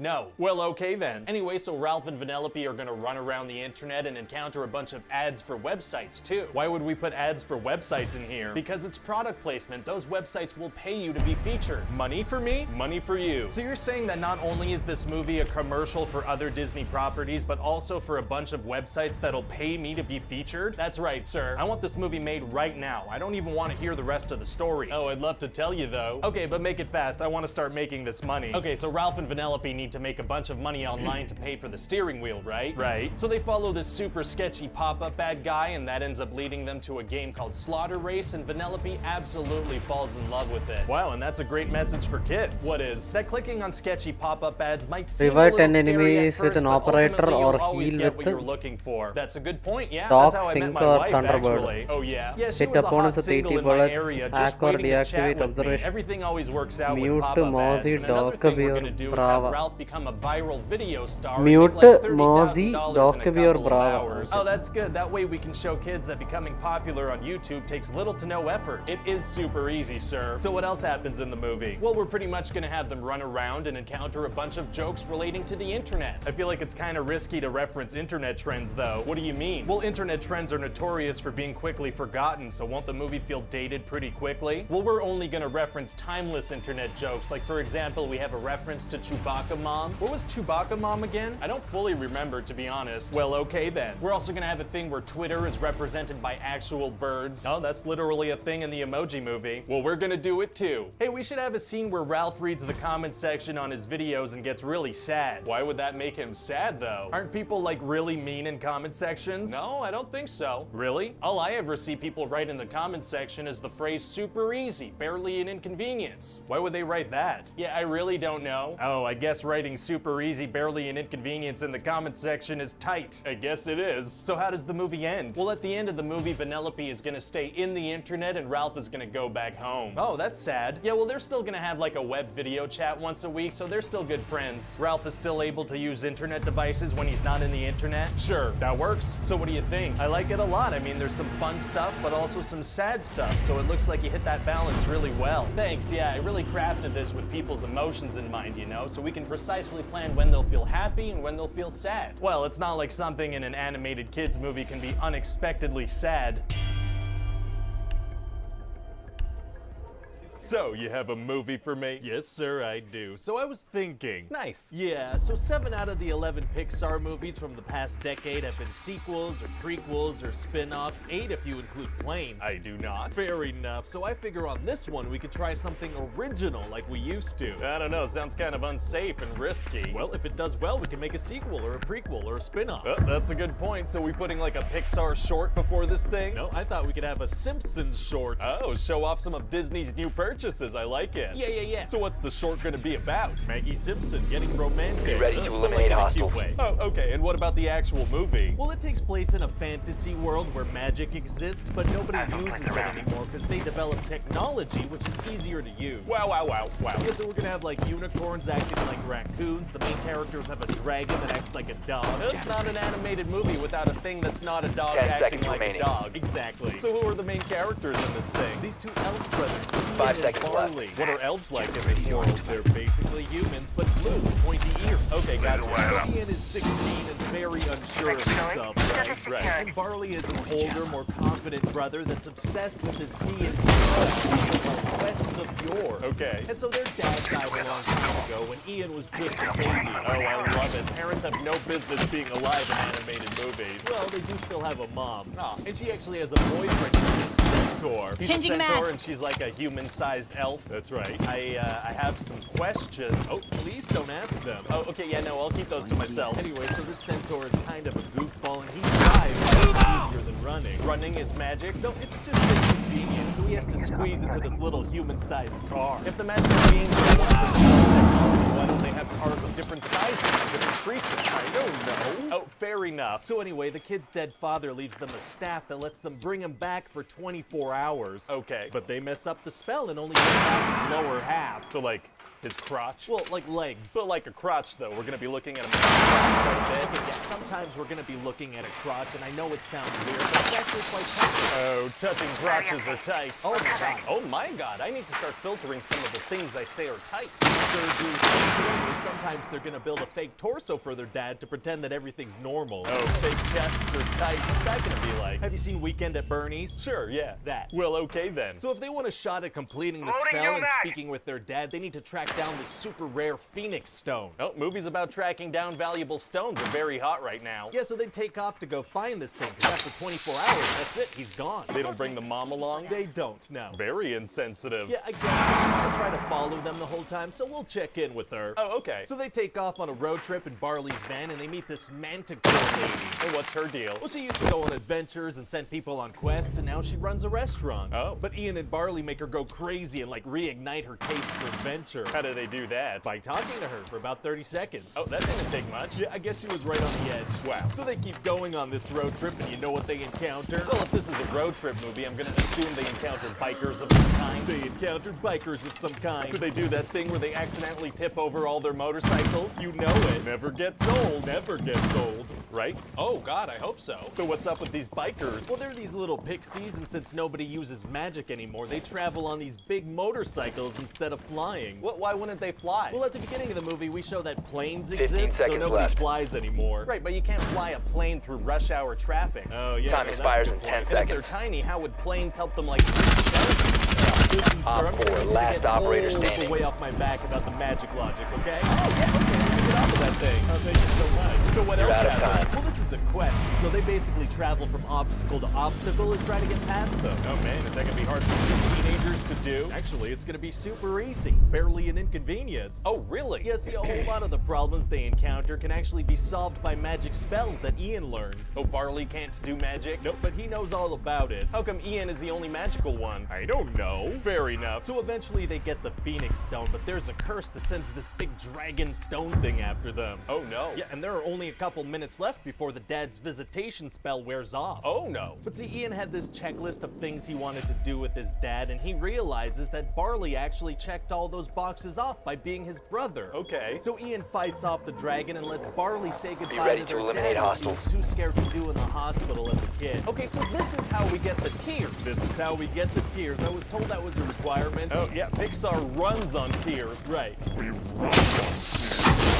So what kind of voice talent were you thinking on this thing? Well, I thought we could do some more cross-pollination of things that Disney owns and grab some talent from the MCU. That's smart. So who should we get to fill Barley? Well, overly confident character who thinks they're playing 5 seconds to best. insertion. Sounds like a certain somebody from Guardians of the Galaxy. Oh, okay. Yeah. So you're thinking AM. Glenn Close. Chris Pratt. Okay, that is a much better. Holland's reinforced! Teenager. That's Tom Holland to a T. Oh, yeah, that's a good point. You better snatch him up fast before another animated movie takes him for that kind of role. Oh, yeah, we're gonna want to be first on that for sure. So, you have a big new idea for me? Yes, sir, I do. I was thinking we could launch a streaming service. Oh, why would we do that? Well, I mean, Netflix is popular. Like, aren't they like $2 billion in debt? 12 billion. Well, I hate debt, but I love gambling. It sounds interesting. Yeah. It's actually tearing my family service. Well, I was thinking we could call it Disney Plus. Very clever, because nerds spend a lot of money on entertainment. What are you talking about? Well, I'm assuming you put title to appeal to nerds. Well, actually, I meant plus and more, you know, like I think it's a Latin word originally. Oh, okay, I see what you're going for. Yeah, you do. Yeah. Nerds also love Latin. They have them in the palm of our hands. Okay, so what kind of stuff should we make available on this thing? Well, we can put all the old Disney stuff, you know, lure people in with nostalgia. Out there is powerful enough to do that. The Lion King remake made $1.6 billion. That's a good point. Yeah, so we can have a bunch of stuff that people love, you know, a whole lot of food and kites. That's One friendly so remaining. we could have some old live action stuff too. What kind of stuff are we talking? Oh, we're talking Grey Friars, Bobby, Darby O'Gilvy, Holloway, Sammy the Whale Seal. Are those the names of an old-timey street gang? They're movies, I'm Mission pretty failed. sure. We're also All going to have friendlies some have been animated classics. So what are we going to do about some of our older movies that have, you know, insensitive depictions? It's going to be tough to get away with streaming those today. Actually, it's going to be super easy. Barely an inconvenience. Oh, really? Yeah, see, I figure we could just add a line to the description of those things saying that they may contain outdated cultural references. Oh, outdated. That's a great word to avoid saying the real word. Yeah. What about Song of the South? Are we gonna put that on here? Oh, no. Yeah, probably best to steer clear of that one altogether. I also thought we could put all the Star Wars movies. Oh, that's a good idea. We should do that for sure. Amazing. Except we can't have The Last Jedi or Solo, a Star Wars story at launch. Those are still tied up in streaming contracts. I somehow feel like a lot Friendly of people are drone gonna be deployed. okay with Op that. 4 And what is about the Star reinforcing Wars its location. holiday special? Well, that one's a myth. That never actually happened. I mean, I feel like it happened. It never actually happened. Oh my god, okay, yeah, no, it didn't, never happened. Great, okay. Also, I should mention that George Lucas did have a successful break-in recently, so A New Hope is 10 going to be seconds slightly before altered. insertion. A successful break-in? What are you talking about? Well, periodically, George Lucas 5 tries seconds to to break insertion. in and modify the Star Wars movies. I mean, we have a whole security team on it, but he's surprisingly slippery. Wow, so what did he alter? McClunky? Yeah, now Greedo says McClunky before Han shoots him. I don't know. I mean, okay. Yeah, just something we're gonna have to live with. I've also been speaking with Jon Favreau, and he's really into the idea of making a Star Wars TV show. Oh, very interesting. What would it be called? The Mandalorian. Oh, that sounds like a decorative lamp or something. Not very exciting. Yeah, you might think it's about decorative lamps, but it's actually about a bounty hunter. Wow.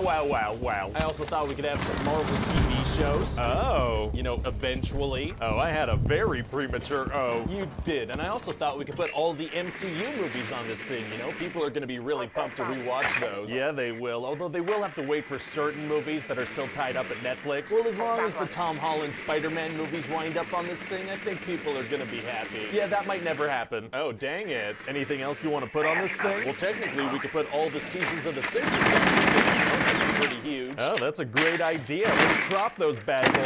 Yeah, chop, chop. So how much content would we have on this thing at launch exactly? Well, about 750 hours of movies and about 3,000 hours of TV. Wow, are we going to be able to support that, like technology-wise? I'm assuming millions of people are going to sign up. Oh yeah, we're going to be able to handle it just fine.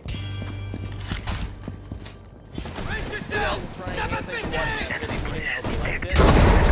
to our animated channel Brainiac. They have some really interesting stuff over there. We're talking like shark attack survival tips. You never know when you're going to need that. Hopefully never, but it's good to know. We also have a video about how long you can have without showering. That's pretty cool. Don't try that at home, please. They just have a lot of fun animations where you can learn about fun topics and have a fun time. So go ahead, give them a look if you like, and tell them that Screen Rant sent you. And as always, be sure to check back here for new videos. Bye-bye.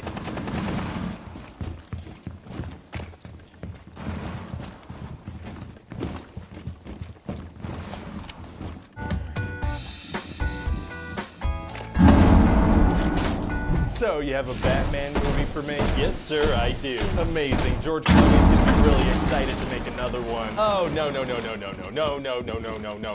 You don't want a Batman and Robin sequel? No, I was thinking we could do Batman's origin story, but dark and gritty. It's the kind that dresses up like a bat to fight crime, though. It's not really the kind of thing we can make dark and gritty. Of course we can. How so? Well, for starters, by casting a very serious British actor with a temper. Oh, yeah, that is a good start. Yeah, so anyway, at the beginning of the movie, we're gonna have Bruce Wayne fall into a well and get traumatized by bats. Oh no! Yeah, he's gonna have nightmares, and his dad's gonna be like, "Oh man, it's the bats again, isn't it?" Oh, poor little Bruce. Yeah. So then his parents bring him to an opera with just a bunch of bats in it. Wow, that is pretty inconsiderate. Yeah. So then he asks if they can leave, and both his parents get shot in the alley. Oh my God. So as you can imagine, Bruce grows up with fear being a big part of his life. The fear of guys in alleys with guns. No, the fear of bats. Oh, I kind of thought that watching someone murder his parents in an alley would trump the bat thing, but okay. No, the tiny flying mammals are what spooked him the most. Well, okay then. So then a bunch of years later, this guy Ducard wants to recruit him into the League of Shadows so he can be a ninja. Ninjas? Are you sure this is a dark and gritty film? Yeah, no, they're like serious ninjas. If you say so. So then Bruce and Ducard kind of skate around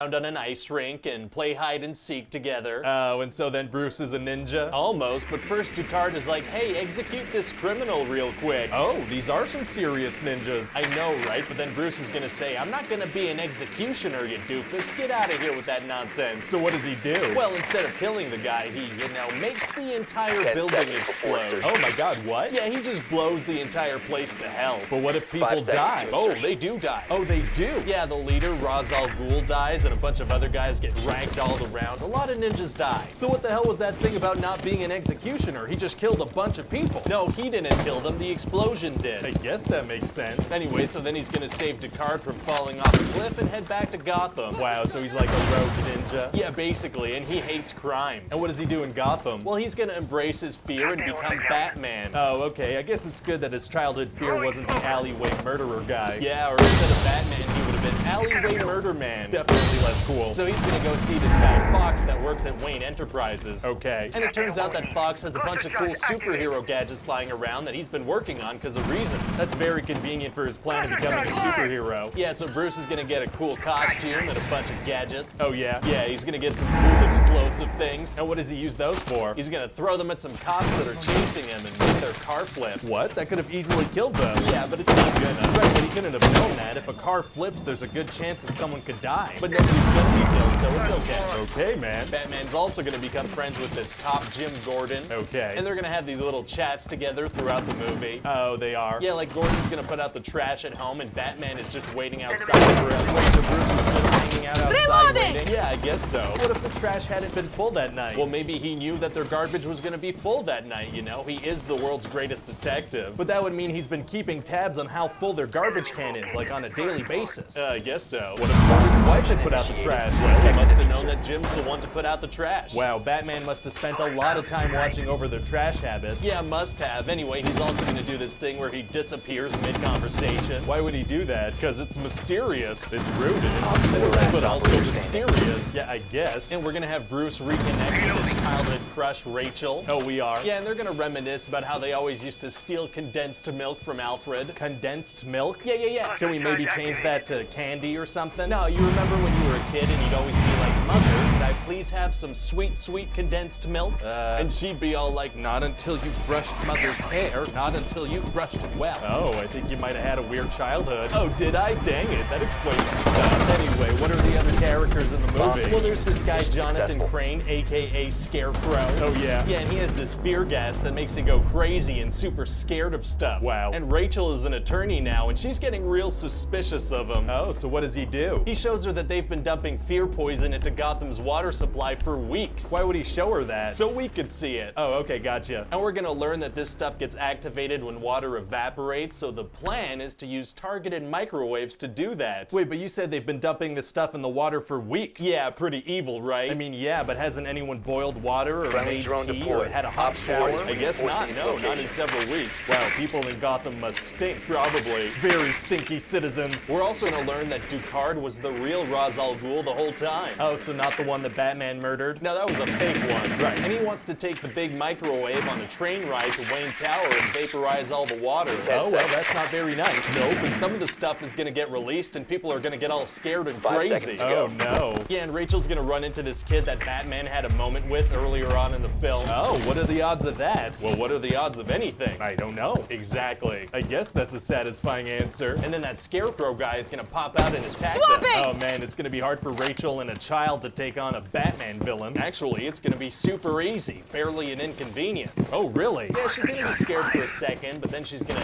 tase him in the goddamn face. Oh my god. Yeah, he freaks out, his horse freaks out. His horse? Did I not mention he's on a horse? He's on a horse. Oh, attacking people while on horseback is tight. Yeah, it is. So what happens next?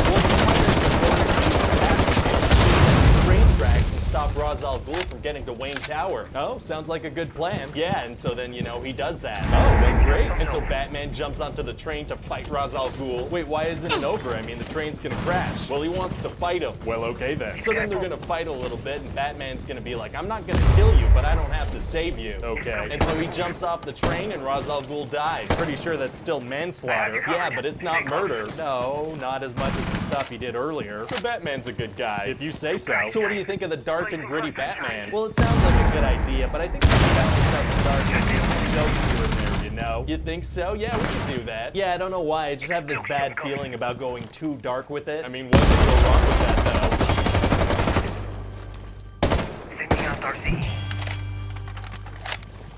So, you have a Venom script for me? Yes, sir, I do, and it's gonna be a ton of fun. Oh, yeah? Yeah, we're gonna have Venom fighting heads off and massacring people left and right. Wow, well, as long as we don't see any of that, that sounds awesome. Wait, what? Well, we want that PG-13 rating, so we can have them bite people's heads off, but we can't see it happen. So we can do it if we don't do it? Yeah, exactly. We can just cut away and imply that something violent happened. Oh, that's gonna be significantly less satisfying to watch. Well, our hands are tied. We need that PG-13 rating if we want to make money off the comic book movie. Well, what about Deadpool and Loki?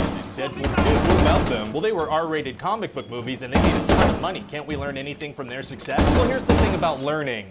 It's for nerds, and I hate doing it. Oh, yeah, that's a good point. I hadn't thought of it that way. So what kind of tone and genre were you thinking of this movie? Oh, all of them. All of them. Yeah. Sometimes it's gonna play like a horror movie, other times a superhero movie, and other times a buddy comedy. We're just gonna be all over the place. I guess it's good to cover lots of ground. Yeah, if somebody isn't enjoying a certain part of the movie, they just have to wait a couple of minutes, and it'll switch to a different genre. That's pretty innovative, actually. So what happens in the movie? Well, we're gonna have some symbiotes land on Earth, right? I think it's pronounced symbiote, actually. It definitely isn't. Well, how about we have them pronounce it symbiote in the trailer and see how people react? I guarantee that they'll be angry. Don't you mean that they'll buy angry? I don't. That's not how that's pronounced either. Listen, as long as people go go out and be a bunch of Venom merchandise. I don't care how they feel. Fair enough. So anyway, these symbiotes land in Malaysia and they're taken by the Life Foundation, but one of them escapes. Oh, is it Venom? No, it's a symbiote called Riot that's eventually gonna latch on to the bad guy, Carlton Drake. Oh, what's Carlton Drake's deal? I just told you, he's a bad guy. Oh, that's as deep as it goes? Pretty much. Well, what kind of stuff does he do? Like, give me an example of a scene. Well, at one point he's with some kids that are touring his lab and they start laughing at this one girl because she asked him a question. Okay. And Drake has this big speech about how it's important to ask questions and you shouldn't silence people that do it. Wow, so what does she finally ask as a question? I don't know, he's gonna leave right after his speech and she's not gonna get to ask him one. Very harsh. Oh yeah, so anyway, after the symbiotes land on Earth, I had a lot of legwork to do to get everybody where they need to be for the fun to start. What do you mean? Well, like the Venom symbiote's in a secure lab now, right? But the whole movie's about Eddie Brock as Venom, so I had to get him into the lab somehow. Okay. So what I did was have one of Drake's scientists reach out to Eddie, and she's like, yo, Carlton Drake is doing tests on homeless people. You have to come to the lab and take some pictures, unemployed journalist Eddie Brock. Why doesn't she just take the pictures herself? Way too dangerous. Oh, it is? Yeah, so she goes the much safer route of breaking into the lab in the middle of the night with an unauthorized individual so he can take the pictures. Much safer. And yeah, so that's how the Venom symbiote latches onto Eddie Brock. And what about Riot? Oh, well, Riot latches onto this old lady in Malaysia and wanders around aimlessly for 6 months. Oh my god, what? Yeah, spends half a year as an old lady, then goes to the airport and latches onto a little girl who's going to San Francisco. What a weird strategy. Yeah, and then as the little girl, he walks right into the secure lab that doesn't have any security, thank god. How'd the little girl get to the lab? Did she take an Uber? Maybe her parents dropped her off, I don't know. Well, okay then. And so yeah, then Riot latches onto Carlton Drake. Wow, that really is a lot of legwork. Yeah, I mean, all that stuff is definitely gonna be the least fun part of the movie, but Venom has to break out of the lab somehow, and Riot has to get to the lab somehow, so I didn't really have a choice. Yeah, I mean, you could have switched them. What? You could have had Venom be the symbiote that escapes at the beginning and have Riot go to the lab, which is where he needs to end up anyway. Wow, yeah, no, that would have saved about 45 minutes of crap and made the whole thing a lot more fun to watch. I mean, you could still change it. We haven't started to shoot yet. Yeah, I mean, I don't feel like it though. Oh, okay, never mind. Yeah, sounds like a whole lot of work. So anyway, what else happens in the movie? Oh, well, Drake's gonna want to capture Eddie alive since Venom latched onto him, right? So what does he do? Well, what would you do if your secret science thing escaped and you wanted to capture it alive? Something very low-key, I guess. Wrong, you'd send a fleet of exploding drones after him as he does crazy motorcycle stunts. Feels like that would not only kill him, but cause a lot of property damage and attract a lot of attention. It's gonna make for some really cool trailer shots, though. Oh, well, that's what really matters, so okay. And then at a certain point, Eddie's gonna get separated from Venom. Uh-oh, is it gonna be hard for him to get reattached? No, it's gonna be super easy, barely an inconvenience. Oh, really? Yeah, Venom's gonna latch onto a dog and then onto Eddie's girlfriend, and then she's gonna have to make out with them to transfer the symbiote. Wait, does that mean she had to make out with the dog? You're goddamn right. Oh, anyway, so then we're gonna have this big nighttime fight between Venom and Riot. We're gonna have two super dark aliens fighting at nighttime? Yeah. It sounds like it's gonna be kinda hard to see what's happening. Oh yeah, super hard to see. It's gonna be like watching two people wearing garbage bags fighting by candlelight. It's gonna be like, who's who and what's going on? Sounds exciting. And at the end of the movie, we're gonna have a scene where Venom and Eddie tease a bad guy before biting his head off. Oh, nice. I'm gonna put that in the trailer. Oh, well, it's like the last scene, so maybe we shouldn't. If there's one thing people want to see in a movie trailer, it's the final scene of the movie. Well, okay then. So Venom basically says he's gonna bite this guy's head and limbs off, and he's gonna roll down the street like a turd in the wind. Oh, turds in the wind are tight. How do you already have an opinion on turds in the wind? My cat's litter box is right next to a fan. Oh, okay, gotcha. So how do you think the movie's gonna do? Well, there's a Lady Gaga, Bradley Cooper movie coming out that same weekend in October, so I'm a little worried. Uh-oh. Yeah, so let's hope that turd in the wind line really resonates with people. Fingers crossed. So, you have a movie for me? Yes, sir, I do. It's called The Hunger Games, and it's based on a book series where a bunch of kids are forced into like a battle royale to the death. Oh, that sounds a lot like that movie Battle Royale. No, it doesn't. Oh, okay, my bad. So basically there are 12 districts, and a boy and a girl are chosen from each of them, and they have to go fight to the death in the Hunger Games. Why are they called The Hunger Games? Well, there's not really any food in the district, so by the way, the actors are gonna have to look skinny and malnourished and, well, hungry. Okay, and would you settle for having beautiful, well-fed actors that are in terrific shape? Yeah, that works. Great. So anyway, the main girl, Katniss, gives her little sister, Primrose, a pin, and she's like, nothing bad can happen to you when you have this. Oh, that's sweet. Yeah, it is. So then Prim immediately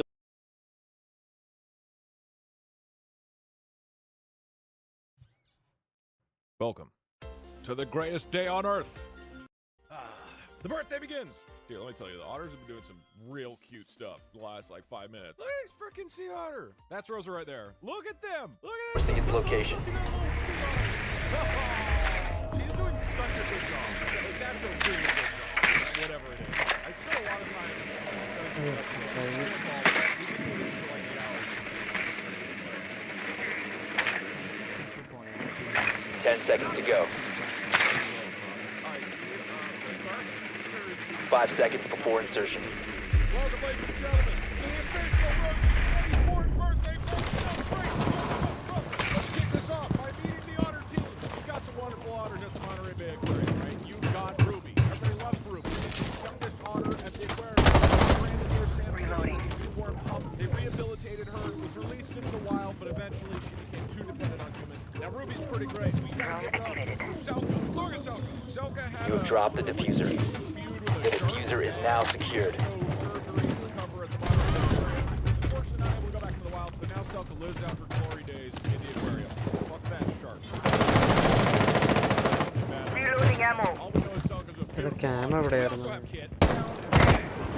Was able to be released into the wild, joined the exhibit, the youngest ever pup to learn the exhibit, and Rosa has been. Give it up for Ivy. Ivy was found as a 2-week-old pup. She was stranded, wasn't able to be released back to the wild. She's now also a surrogate mother. Of course, she's great otters. Comparable otters. On a scale of 1 to 100 otters, these are all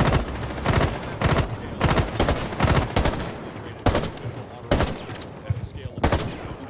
Talking about Rosa the otter, the oldest sea otter at the Monterey Bay, found in 1999 at 4 weeks old. She was Must recover the But I'm diffuser. such incoming. joined the exhibit for 21 years. She's reared more otter pups than anybody else. She's played a huge part in rehabilitating otters. She's amazing. Look at this video. With her platinum blonde hair and head tilted all the way back in the water with her signature style, Rosa is an icon of our She's doing such a good job. I don't know what she's doing, but she's doing a great job at it. 1 friendly operator remaining. Everybody, do you hear? It's Rosa's birthday. Give it up for Rosa. We have been eliminated.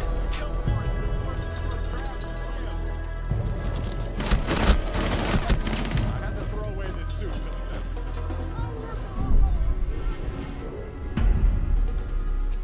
This is the video I took of Rosa in this aquarium last year.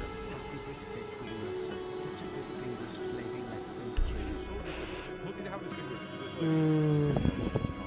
She's doing such a good job. She's so incredibly buoyant. She does such a good job at buoyant. So I mean, you can see the exhibit, and she just would hang out right next to us at the window. If you go to the aquarium, like, this is what you are very likely to see. She loves this spot. That's right. You are literally funding this otter eating shrimp. What a she got the All right, let's talk about a little bit of history. On Rosa's 20th birthday, 4 years ago, we found Rosa randomly on the Sea Otter live stream. We did a birthday party. $320 raised. Pretty good. Pretty good. But the next year, on her 21st birthday, we raised $2,676. It started our trend. Be ready to eliminate hostiles. 7 times the amount of the previous year. Anonymous, thank you for $1,000. Anyway, again, really proud of us on the first birthday. And for Rosa's 22nd birthday, we 7x'd it again. Went to $14,172. Oh, we did just hit $140,000, by the way. And then last year, we went absolutely nuts. Down to 10 seconds. Again, for Rosa's 23rd birthday, raised $104,000. 5 seconds. Just an absolutely absurd achievement. We're up there with the likes of Google now on the donation board. And this year, for Rosa's 24th birthday, raised $87,000 playing Freddy Frisch. Now, I'm no mathematician, but my mom is a doctor, and I ran some calculations. $1 billion this year? Could be. I had set $150,000 this year, and we might have to increase that. Rosa's 24th birthday this year. We are doing, you guessed it, Sidil what a game. Battering from across the It's Twitch chat in the Sea Otters versus Parkser and the humans. Camera activated. Parkser is taking over the ocean. Boo humans. Challenge number 2 is delayed until the art contest is over. We got 1,000 submissions this year. I'm going to review the top 100 on screen just for the sake of time. Highly recommend checking them all out. That's awesome stuff. Get an astral. After the art contest, we're going on a challenge. A little bit of a rematch. I have bad news for you guys.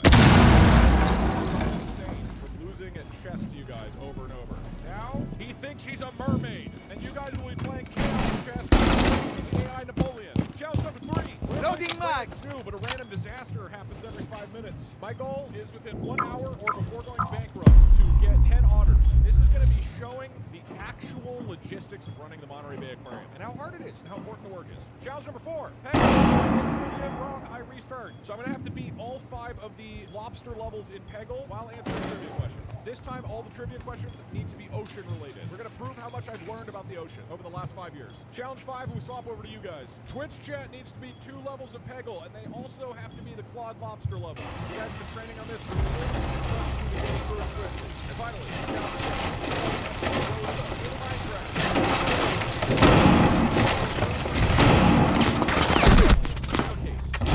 ആ shit അവിടെ cam വന്നായിരുന്നല്ലേ ശ്രദ്ധിച്ചില്ല.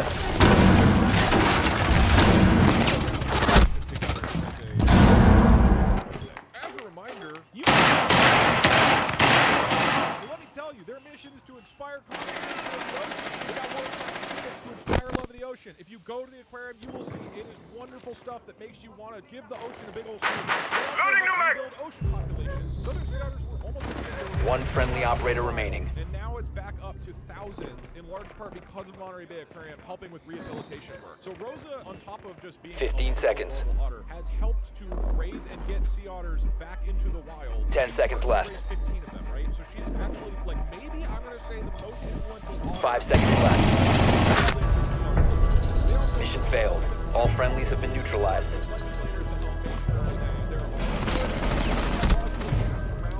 തോറ്റോ?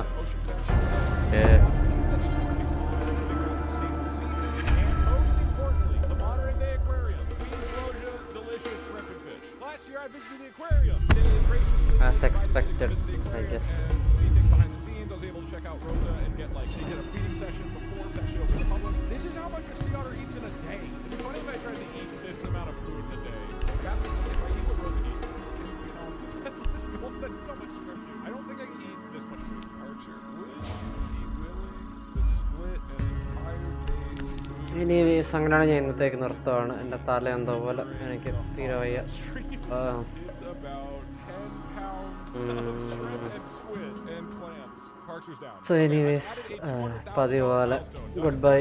GG's and to be continued. Bye bye. Go to the Monterey Bay Aquarium. Oh my God, we are at 150,000.